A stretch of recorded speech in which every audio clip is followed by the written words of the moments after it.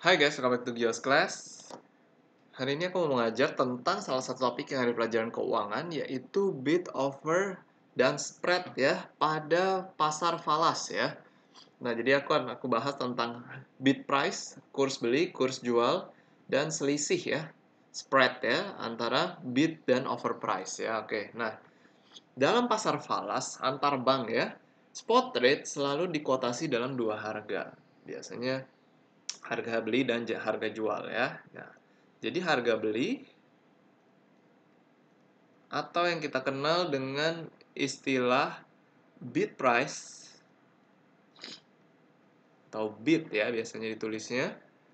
Nah, itu kita kenal juga dengan istilah kurs beli ya. Nah, ini biasanya ditulis pada sisi kiri ya.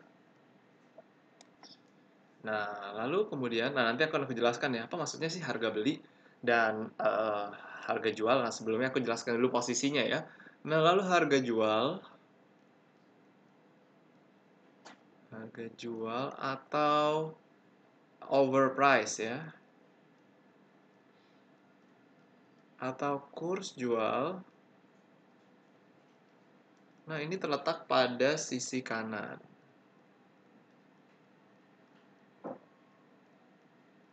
Ya. Nah, lalu spread. Nah, spread ini adalah selisih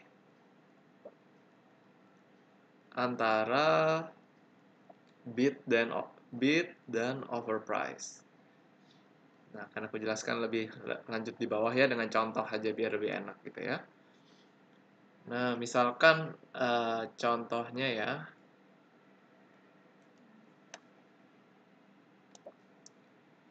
Misalkan quotation-nya kayak begini ya. US dollar terhadap Australian dollar satu ya. Nah, jadi maksudnya satu Australian dollar harganya berapa US dollar gitu ya. Nah, misalkan bidnya ya 0,7850. Nah, garis miring 0,7860. Nah, ini yang di kiri ini kita sebut dengan bid price ya. Harga beli. Nah, yang di kanan kita kenal dengan istilah offer price atau kurs jual atau harga jual ya atau kurs jual. Bisa juga ditulis seperti ini. 0,7850 garis miring 60. Nah, lalu sama juga bid yang di kiri, kanan offer ya. Nah, begitu. Nah, sebenarnya artinya apa sih? Artinya apa untuk bid dan offer yang diberikan seperti ini? Nah, artinya akan aku jelaskan ya. Jadi seperti ini artinya. Nah, jadi artinya bank tersebut bersedia ya. Bersedia untuk beli Aussie dollar terhadap US ya. Terhadap US dollar pada harga 1 Aussie dollar sama dengan 0,7850 US dollar. Nah, jadi bank tersebut mau beli Aussie dollar dengan harga 0,7850 US dollar gitu ya. Jadi kalau kita mau menjual Aussie dollar, bank tersebut akan membayar kita dengan nilai 0,7850 US dollar begitu ya. Nah, jadi dia mau membeli dengan harga yang lebih murah pastinya ya. 0,7850 lebih kecil daripada dia mau menjual gitu. Nah, sebaliknya ketika kita mau beli ya. Ketika kita mau beli, nah maka bank tersebut ya ini dari sudut pandang bank ya. Bank akan beli Aussie dollar terhadap US dollar pada harga 1 Aussie dollar 0,7850 gitu maksudnya ya. Nah, bank tersebut juga akan bersedia untuk menjual Aussie dollar terhadap US dollar pada harga 1 Aussie dollar sama dengan 0,7860 US dollar. Nah, jadi ketika kita mau beli, maka kita menggunakan over price ya, kurs jual. Jadi dia menjual Aussie dollar seharga 0,7860 gitu. Jadi kalau dari sisi kita, maksudnya sisi orang yang mau beli, bank itu akan menjual sebesar 0,7860. Tapi kalau misalnya kita mau jual, berarti dia yang beli kan gitu ya. Itu dia harganya 0,7850. Wah, bingung nggak tuh ya? Nah, jadi gampang, kalau aku sih gampang lihatnya begini. Ketika bank mau beli ya, mau beli dari kita maksudnya, pasti dia akan menggunakan harga yang lebih murah gitu. Nah, jadi lihatnya begitu aja. Kalau dia yang mau beli, pasti harganya dia minta lebih murah gitu. Tapi kalau dia yang jual, kita yang beli, itu pasti dia kasih charge harga lebih mahal. Gitu aja ngelihatnya. Jadi kalau yang lebih mahal pasti dia jual, yang dia beli pasti dia lebih murah. Ya namanya pedagang, pasti mau untung gitu ya. Nah, lalu sekarang kita hitung spread-nya ya. Nah, spread di sini kita hitung dengan mengkurangkan 0, over dikurangkan dengan bit ya. 0,7860 dikurangkan 0,7850. Oke. Nah, dikurangkan hasilnya adalah 0,0010. Nah, di dalam pasar falas kita kenal dengan namanya points ya. Nah, satu poin ini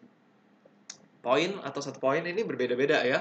Nah, kalau yang 4 angka di belakang koma untuk kuotasinya, satu poinnya itu adalah 0,0001.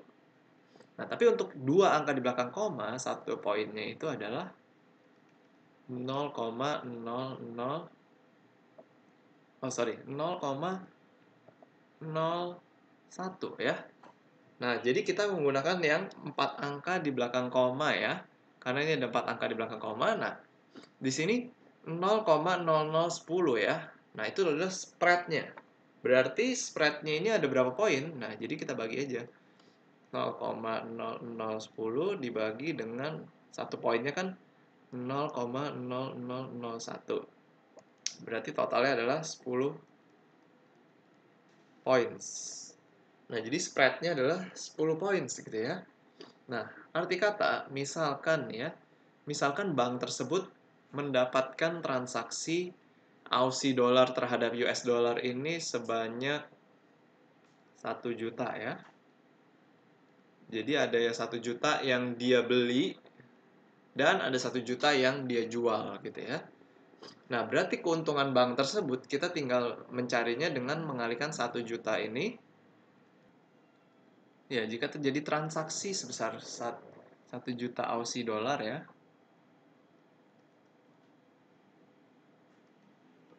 Nah, maka keuntungan dari bank tersebut adalah 1 juta